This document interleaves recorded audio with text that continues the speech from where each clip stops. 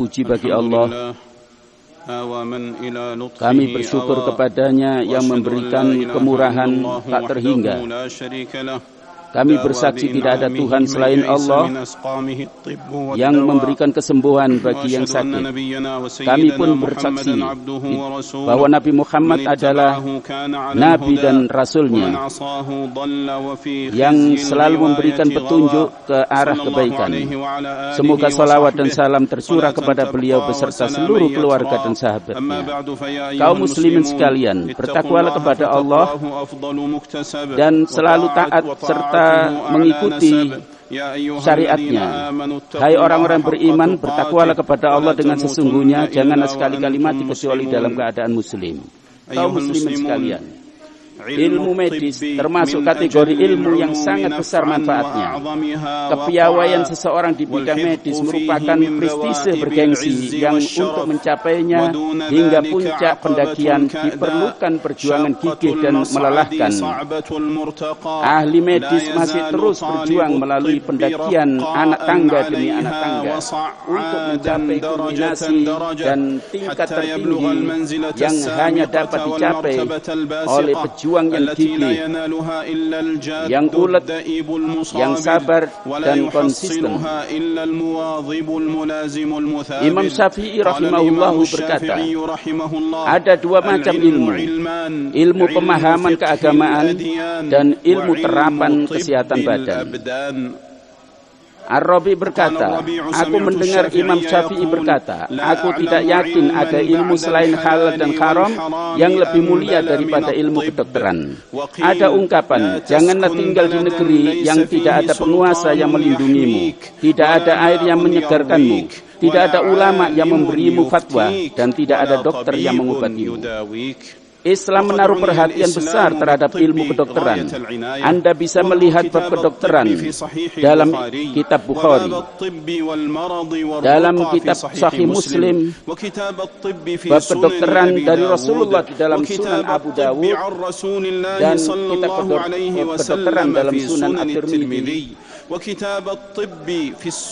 serta kitab kedokteran dalam Sunan Kubra karya An-Nasai dan Ibnu Majah. Menurut riwayat, Ibnu Masawih yang ahli medis setelah membaca hadis Nabi sallallahu alaihi wasallam, tidaklah seseorang mengisi wadah lebih berisiko daripada perutnya sendiri. Kiranya cukup baginya mengisi perutnya dengan dengan asupan makanan yang cukup untuk kekuatan fisiknya. Tetapi kalau tidak demikian, maka harus dia mengatur untuk pernafasan, minuman, dan makanannya. Ada ungkapan Arab, sebaik-baik makan siang dan makan malam adalah di awal waktu. Dokter yang cerdik, cendekia, dan bijak akan selalu mengungkap penyakit yang tersembunyi, mengangkat lapisan penghalang mata rabun, menjadikan profesinya sebagai rahmat, tindakannya sebagai bentuk kasih sayang, komunikasinya menghibur, dan psikoterapinya menjadi obat penyembuh. Motonya berkarakter Arab yang arif dan ramah, sebagai sahabat pasien yang santun, lemah lembut dan menghibur, dengan keyakinan bahwa Allah lah yang menyembuhkan dan menyehatkan. Meskipun seluruh dokter bersepakat menyembuhkan pasien, tidaklah mampu kecuali atas izin Allah semata. Sebab hanya Allah lah yang mengangkat penyakit dari hambanya, yang menolongnya dengan obat dan menyayanginya dengan kesembuhan. Dokter memberiku sugesti kesembuhan. Adakah dokter selain Allah? Adakah dokter selain Allah yang dapat menyembuhkan aku? Menyadari kesembuhan merupakan nikmat besar yang diraih pasien dari Allah semata, bukan dari dokter. Maka Nabi Ibrahim berkata, jika aku sakit, maka dia Allah yang menyembuhkan aku. Suhaib bin Sinan Ar-Rumi radhiyallahu anhu meriwayatkan tentang kisah bocah yang dapat menyembuhkan orang buta, penderita kusta dan berbagai penyakit atas izin Allah. Ada seorang dekat raja yang buta. Ketika mendengar tentang bocah itu, dia pun mendatanginya dengan aneka macam hadiah. Dia berkata, inilah hadiah untukmu jika kamu menyembuhkan aku. Bocah itu menjawab, aku tidak bisa menyembuhkan, hanya Allah yang menyembuhkan. Maka dia pun mendoakan orang tersebut kepada Allah. Allah lalu mengembalikan matanya kembali normal. Aku tidak meminta dokter karena keahlian medisnya, tetapi aku meminta kepadamu, wahai Tuhan yang menurunkan hujan. Sungguh para dokter dan ahli medis mempunyai jasa besar yang tak dapat dibalas. Ketahuilah, budi baikmu sulit terbalas. Sudahkah terbalas jasa samudra atas permatanya? Hargailah martabat dan kedudukan para dokter. Berilah mereka apresiasi atas perjuangan dan pengorbanan mereka. Mereka semua telah bekerja keras laksana benteng kokoh dan pagar tinggi demi melindungi masyarakat dari bahaya kematian dan ancaman corona tanpa mengeluh dan menyerah. Pujian telah menebarkan keharuman aromanya. Kepada mereka yang keharuman jasanya selalu semerbak, kami menyanjung tetapi tetap tidak mampu. Budi baik mereka yang tak terlukiskan.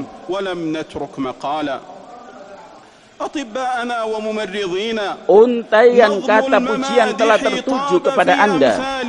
Namun pujian apa yang pantas untuk jasa baik Anda? Anda lebih mementingkan pasien daripada putra-putri Anda.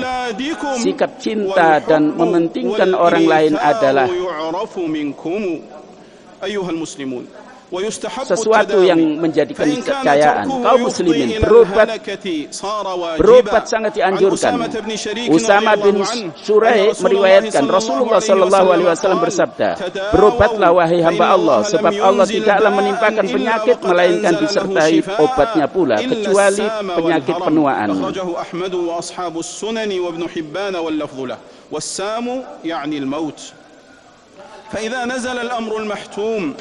Jika keputusan takdir telah turun dan ajal telah tiba, maka segala obat menjadi hampa dan upaya manusia sia-sia. Betapa banyak manusia berpisah sebelum kita.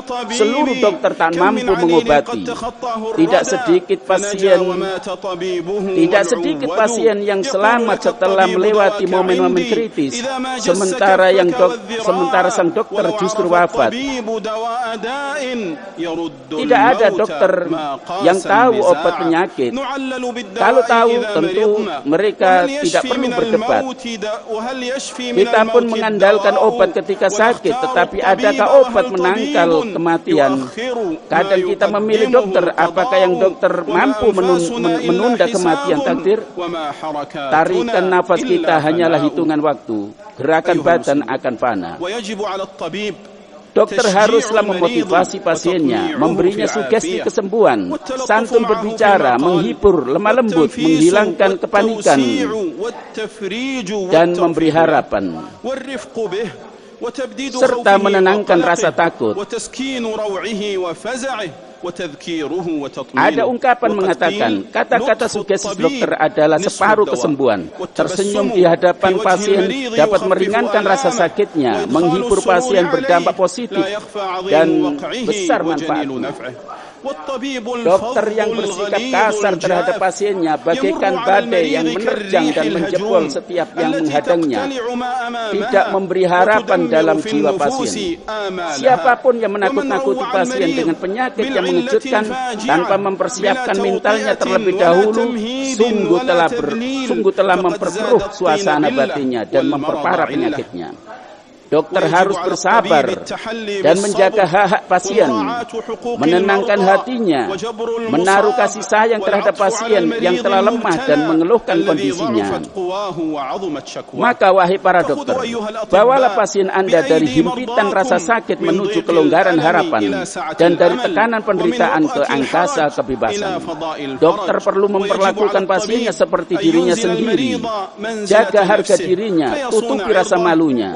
Tidak tidak mengekspos penyakitnya yang dapat membahayakannya, harus menutupi auratnya kecuali karena tugas pengobatan. Jangan sampai membeberkan auratnya kecuali untuk dinas. Dokter harus bertindak dengan penuh kehati-hatian ketika mendiagnosis, mendeskripsikan penyakit, serta berkonsultasi dalam persoalan rumit, dan tidak tergesa-gesa dalam mengambil tindakan, kecuali setelah yakin apa yang harus dilakukan. Seorang tidak dibenarkan berobat pada orang yang tidak tahu, tidak punya skill, dan tidak profesional.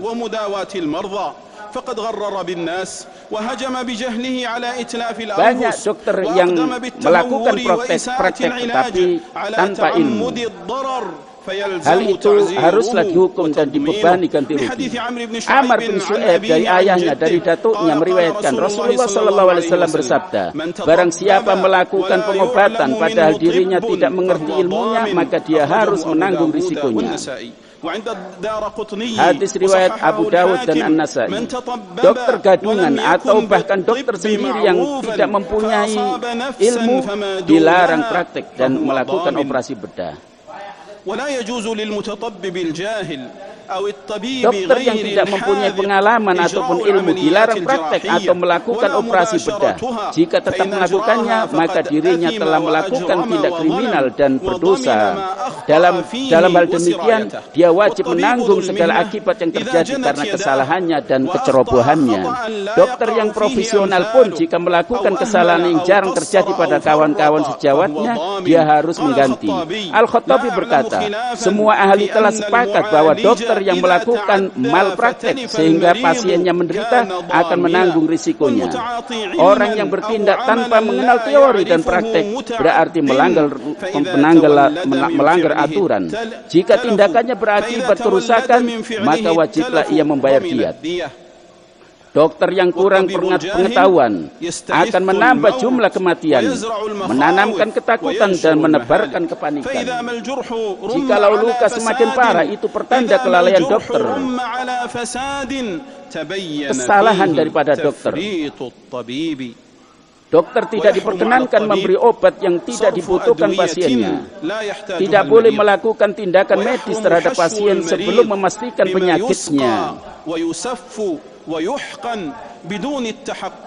Bukan hanya berasumsi adanya penyakit yang didasarkan pada dugaan semata.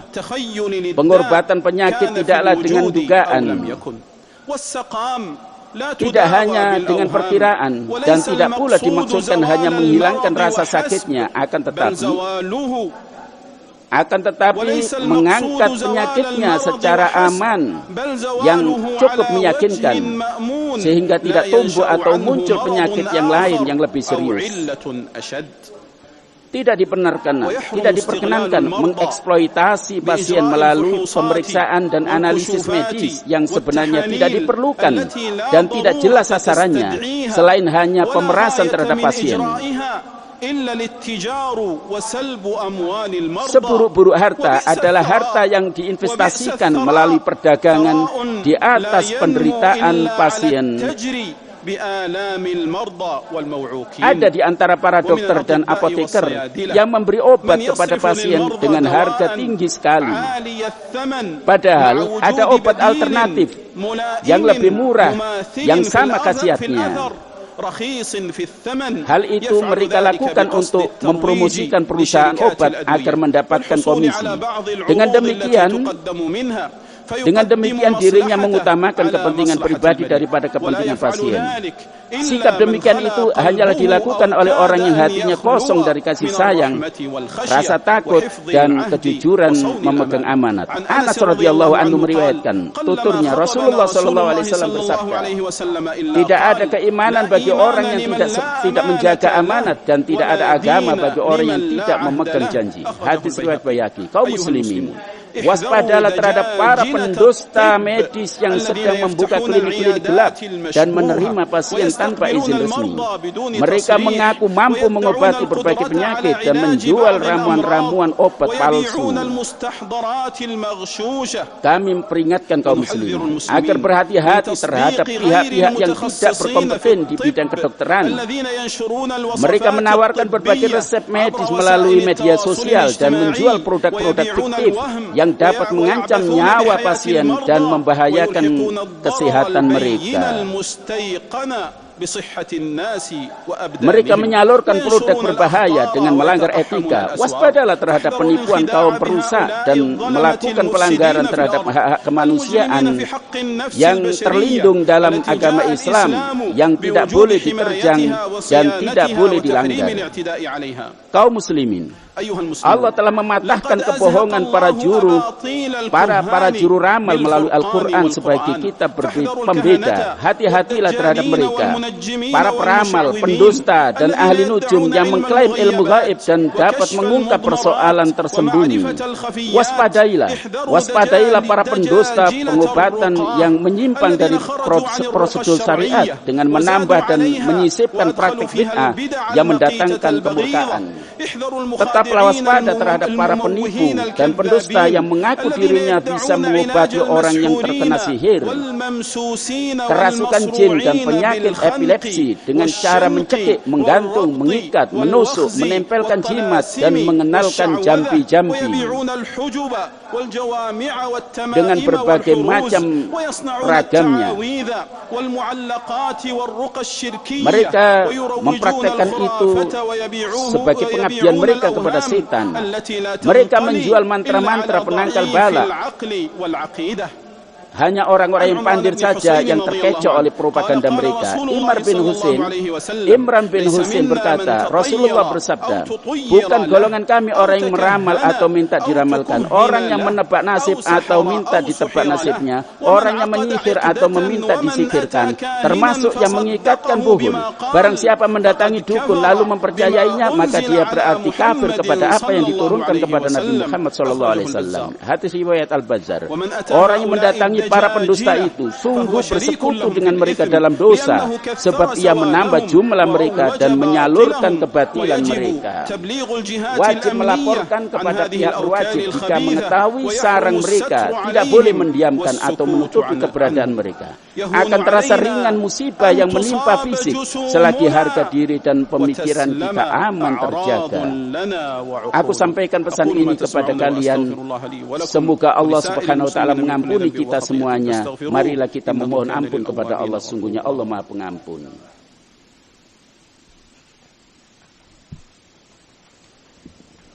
Segala puji bagi Allah yang memiliki kenikmatan, pencipta langit dan bumi.